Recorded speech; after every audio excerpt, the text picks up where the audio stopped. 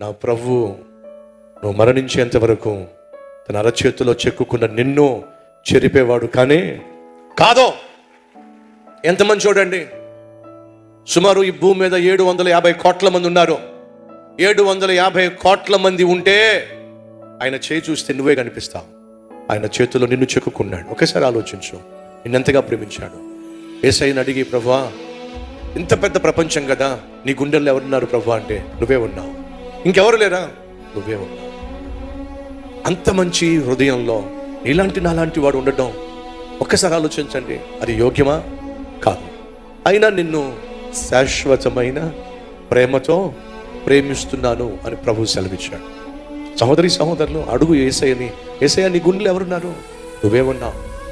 అదే సమయంలో యేసు అడిగాడు అనుకోండి, నన్ను అడిగావు, నేను చెప్పాను, నా గుండె నిండా నువ్వే ఉన్నావు అని చెప్పాను, మరి నీ గుండెలో ఎవరున్నారు అని యేసయ్య నిన్ను అడిగితే ఏంటి సమాధానం? ఒక్కసారి ఆలోచించు. పరిశుద్ధుడైనటువంటి దేవుని గుండెల్లో పాపిష్టివాడివైన నువ్వు ఉన్నావే, మరి పాపిష్టివాడివైన నీ గుండెల్లో పరిశుద్ధుడైన దేవుణ్ణి రాణిస్తే ఏమవుతుందో తెలుసా?